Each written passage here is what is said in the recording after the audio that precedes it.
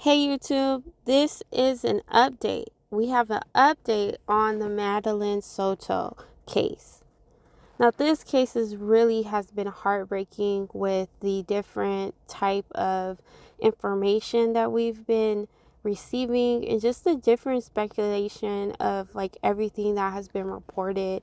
It's just really sad what has been coming out, realizing that the boyfriend's mom was her abuser for many years and she had to suffer from the sexual abuse in her home.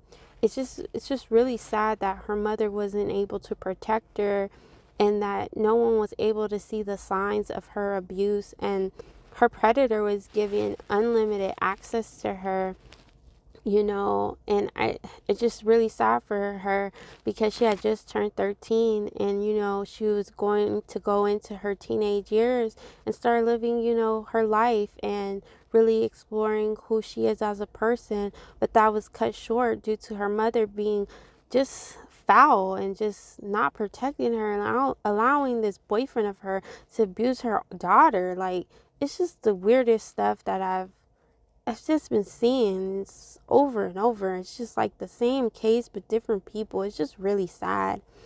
But so far, let's go over some of the updates, and then I do have some little speculations from the YouTube streets. So let's start with the first update.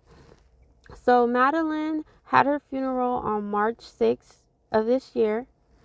She was cremated, and that was kind of shocking. Everybody in the comments for some of these videos and some of the updates for Madaline, they were all like, cremated? Why? And I also was taken aback too. I'm like, cremated?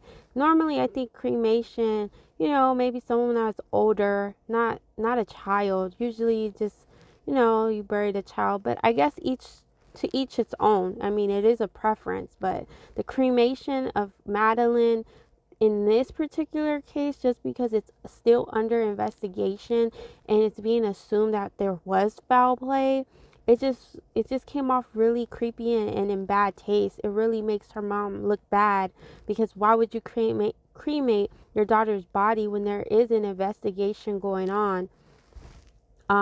Wouldn't you want her body to be here? That way, if there's any questions about her, passing away, that we would be able to maybe do another autopsy or maybe go back in and investigate further stuff. So a lot of people are saying that the cremation was done to destroy evidence. I really think that that's the case, because it's just really odd to have that be done. And there was an autopsy that was already done. So the autopsy has been done, but it's like, do we trust that autopsy? I know in some of these cases, especially where foul play is suspected, there's multiple autopsies done, whether it's through like the family doing a private ordering a private autopsy just to have that findings, and then also with the county doing their own autopsy. The mother had filed to keep the autopsy results closed, and that was really weird as well. So the mom is just doing a lot of weird, shady stuff even after Madeline's death, and it just raises a lot of red flags to the mother must have known of this abuse or have been involved in the abuse or the murder, because why is she protecting the predator? Why is she protecting this boyfriend of hers? The cremation, which destroys all the evidence. We can never go back in and get an autopsy or maybe look at her body for any evidence that was left on her body, bruises, any sores or abrasions. We can never have that re-looked at. We just have to take this one autopsy and its results.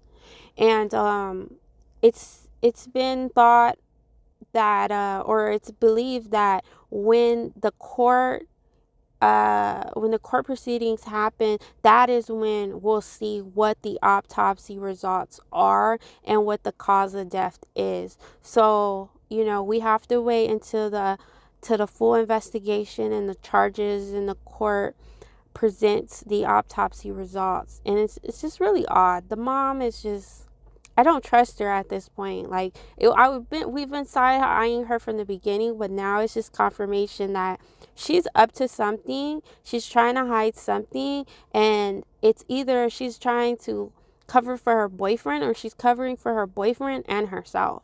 It's just really odd things being done by the mom. And then the mother also has a GoFundMe. Supposedly it was started by somebody in the mother's family doing it on her behalf. And it's for the funeral expenses, which is really odd because according to a lot of the comments, the funeral home did the funeral for free. So the parents weren't charged, the family wasn't charged anything for the funeral. I'm wondering that this GoFundMe must be some type of money grab, whether it's for the mom to live off of this, her and her boyfriend to live off of this, or to hire a lawyer. But I'm thinking it's just purely a money grab. Like, how can we make money off of Madaline's death? Well, let's just do a GoFundMe, and we can use that GoFundMe money and put it to the lawyer for the boyfriend, which is disgusting. You're using Madaline's death to get money for her predator, to free her predator. It's just really sick. It's just like the icing on the cake for the mom. The mom is just shady, and she's just not protecting her child even after death. It's disgusting. And Steven, the boyfriend, has been charged with 60 new charges filed by the state attorney's office. Has to do with them finding more images and videos depicting criminal acts. Disgusting. This guy, lock him up, keep him locked up. Let's just throw away the key with him, and let's send our mom in there too, Jen. Let's send her in there, and let's call it a day. I can only imagine what the charges are for, like more images and videos depicting criminal acts. I still just think it's just more of the child pornography. It's probably just all the images and videos of Madaline and her abuse or other children, which it just doesn't stop with these type of people. They're abusing kids in real life. They're abusing kids all on the internet, whether it's downloading these disgusting images, and it's just sick. It's just sick that the mom had this evil guy around her daughter. It's just sick. And what I've been wondering the whole time was, when did the mom start dating Steven? When did she start dating this man? Like, what was going on with that relationship? And according to the comments when I was asking people about it, the mom has been dating Steven since Madaline was 8. So that's been about 5 years that he's been around Madaline. And I know it was confirmed that for the last 2 years he was sexually abusing her. So, you never know though.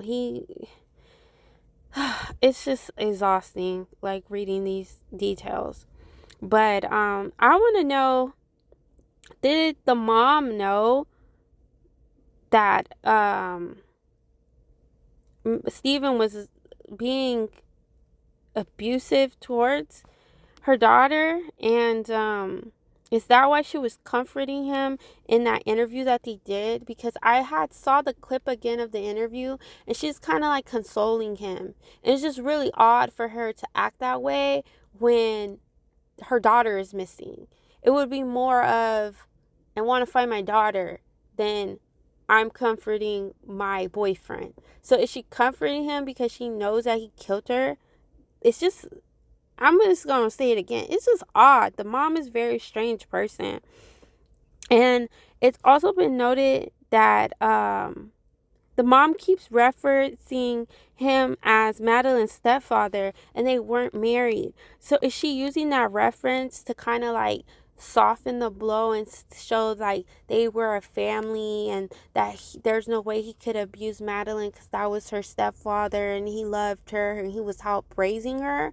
I think she's trying to paint him in a loving picture when he wasn't that. Yeah, he was around Madaline since she was 8 years old, but that doesn't mean that he was taking care of her or even cared about her. Obviously, he didn't care about her because he was abusing her.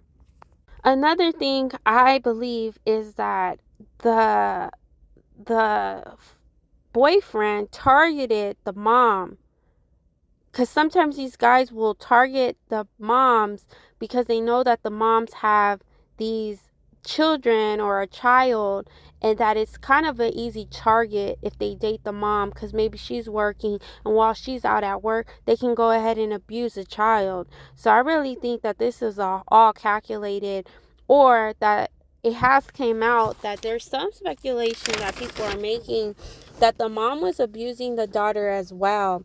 Allegedly, an aunt came out and said that the mom was abusing Madaline along with the boyfriend. Now, I wouldn't be surprised. A lot of these moms, a lot of these parents are the ones that are abusing their kids, and they do it along with these boyfriends or these girlfriends, because we don't want to make it one-sided. It's boyfriends, girlfriends, men and women, biological parents that are abusing children. It's not just one type of adult. It's just can be anyone. But that is some speculation that is happening. And it's also been rumors about them all sleeping in the same room but in different beds. So the rumor is that they were all sleeping in the same room, because I wasn't able to confirm if it's whether Madaline was scared to sleep alone or if the mom was scared to sleep alone. And I was trying to figure out if they lived in a 1-bedroom apartment or if it was a 2-bedroom. Because if it was a 1-bedroom, it still doesn't make sense for all of them to sleep in the same room. Because usually when people can only afford a 1-bedroom apartment, the parents will sleep in the living room and give the main bedroom to the children. You know, I've seen that before, and that makes a lot more sense, especially since Madaline was becoming a teenager. She was, she wasn't a child, like a young child. She was a teen, preteen. So it makes more sense to give her space and her privacy and have her sleep in the room while the adults slept in the living room. So that was just kind of strange. And then other people were saying that they believe it's a 2-bedroom apartment. So if it's a 2-bedroom apartment and they were all sleeping in the same room, that's even weirder. So it's a lot of strange things going on in this family dynamic. And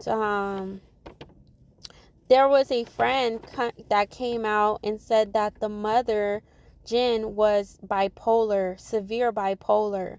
So yeah, we've been hearing a lot of rumors that the mom is suffering from a lot of mental health issues.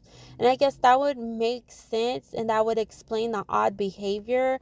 But I don't think that that excuses any of the odd behavior. Just because you have a mental illness or mental health issues does not excuse you to be a predator, allegedly, or allow your predator boyfriend to abuse your child.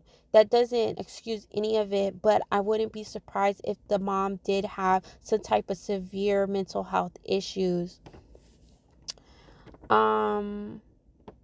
We did come across some of the red flags with the mom and the dad during the interview. I just want to touch on one of the points was that Steven, the boyfriend, has said that when he took the Madaline to school, she was sleeping most of the way.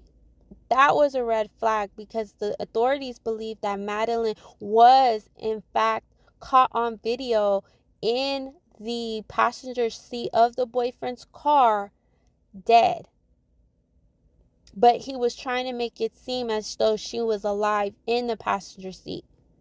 And then also, supposedly, he had dropped her off by the school, not in front of the school, because she was embarrassed to get dropped off. So that's just another red flag from the interview, because like I said, I had watched a little clip of it.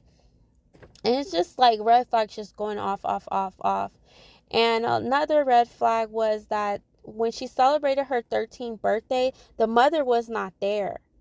The mother was not at her own daughter's birthday 13th birthday, which is a significant birthday. It's like a milestone birthday, welcoming you into teenagehood.